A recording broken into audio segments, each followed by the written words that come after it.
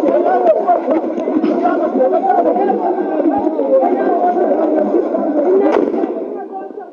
identification.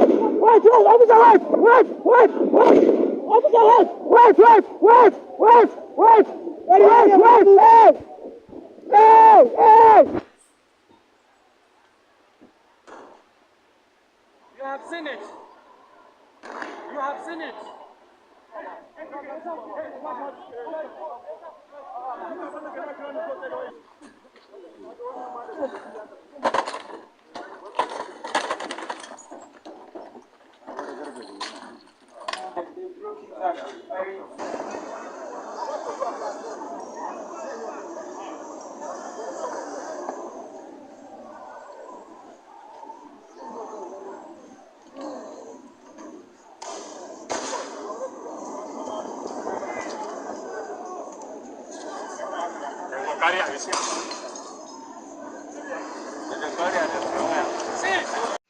Hello, my people.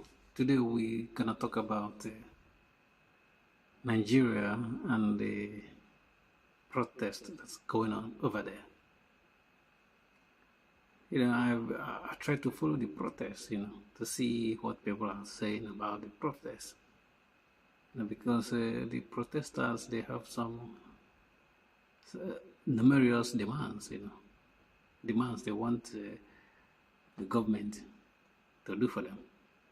And I see how the Western media try to portray the protests. They try to, get their own, insert their own talking point in the protest, because some of this Western media are saying that is a economic hardship protest. But this is not only economic, this is partial truth. This is not only economic hardship protest. Is equally a protest for change in bad governance. And I see some people inside Nigeria talking about policy, you know what I mean? They are saying, oh, they need a new policy, change in policy. But the problem of Nigeria is not policy. It's deeper than that. The problem of Nigeria is deeper than policy. So don't be carried away by somebody coming out tomorrow to address you and say, this is a new policy I'm bringing to change stuff. It's like when you have a pig, you go and wash the pig. It can be clean for 30 minutes. After that, if you come back to check that pig, it's not going to be clean anymore. It's going to be dirty. So the problem with Nigeria is not about policy. It's not. It's deeper than that. There's a lot of problems in Nigeria that policy cannot solve. Because don't forget that this current administration, Tinubu administration, APC administration, have been in power now for close to 10 years. So if somebody, a party in Western world have been in power for 10 years, couldn't be talking about policy anymore. But it's not about policy anymore. It's something deeper than that. And I see some people, they think that the problem of Nigeria is structural as well, They think that you need to restructure that country. And if you do that, the country will start working well.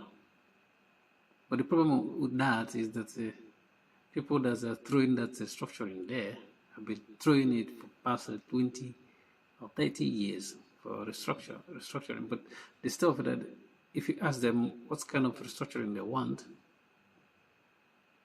they'll still give you some of how it's gonna work out.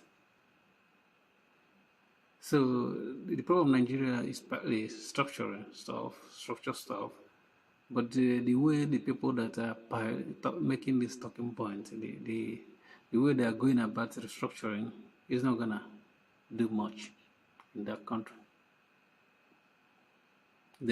People are not gonna still having the same problem they're having now.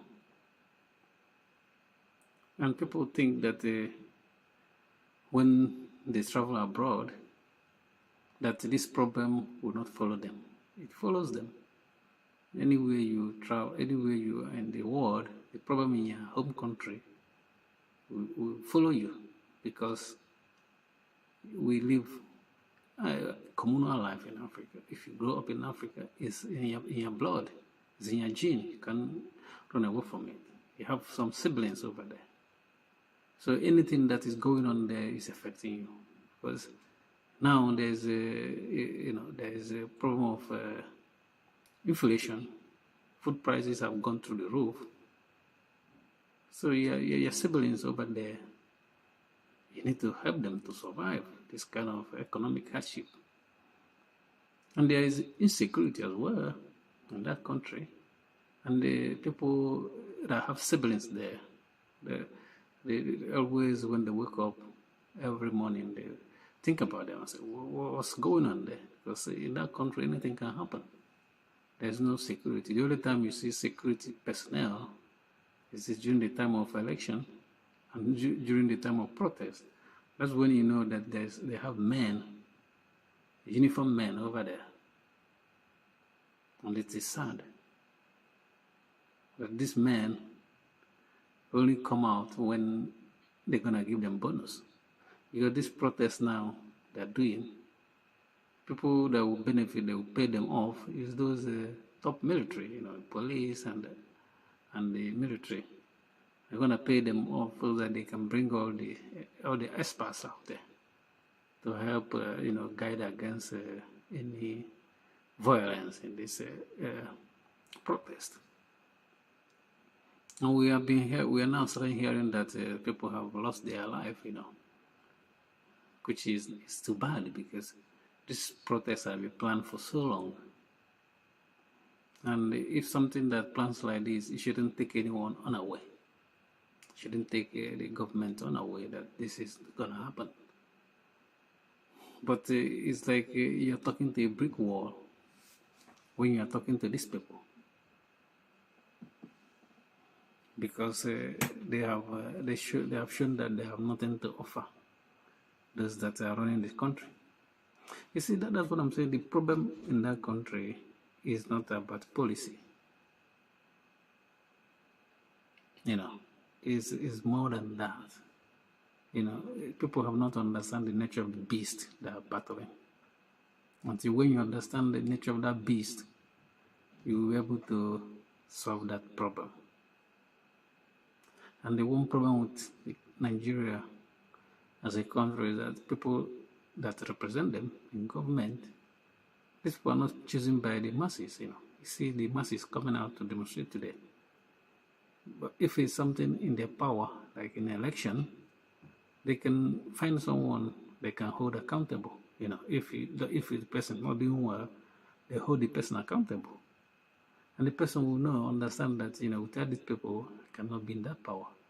But opposite is the case in Nigeria, because they know that the election is a sham. It's a fake election. Every 4 years, they will call it up, dispute money to people, and the election will be called. And people, the leaders are being imposed on the people. That's why this stuff like this happens.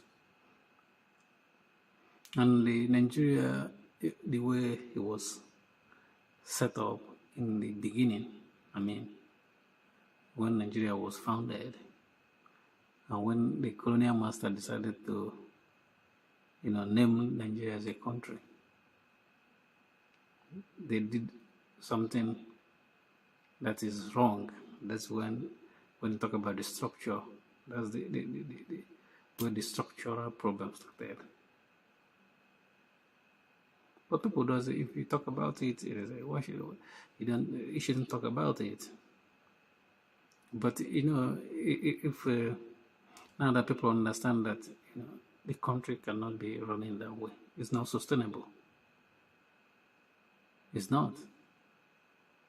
Because even the youth, what they need jobs. They need to be able to finish school and be able to get employment. But you know, in Nigeria, there is no employment anywhere. And if you want to get employment, it's going to be self-employed. You have to find your own business. If you think that if you finish your university in that country, you're going to find a job, you are dreaming.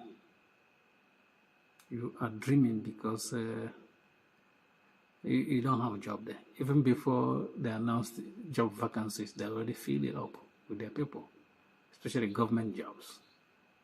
You don't have chance, you know. If they have like 100 vacancies in government job in Nigeria, that 100 will be filled up with nepotism. You can quote me anywhere you go. You're not gonna see someone going into that job just for merit's sake. That's why people leave the country. But to live in the country, you are not living. You are not really living because you are carrying the country in your bag. You might accept it or not. That's the truth. So the problem is that our heart is going out to the youth that are demonstrating. This in Nigeria have, you know, huge amount of youth in their country. And this youth, because of internet age, you need to engage them. If not, even your military, they're not up to 1 million. I don't think they have up to 1 million in their numbers. They can boast 1 million. They can't. And the youth are more than 70 million there, or even 100 million in that country. So you cannot do anything in terms of using forces when the youth said this is what they want.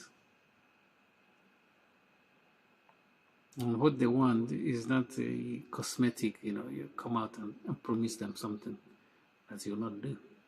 Because we see how they're promising them before even the protest starts, they're promising them that they're gonna lower the cost of rice. they lowered it, you know, but it's still expensive because if the minimum wage is 70,000, and you're saying you're lowering the, what is happening with my,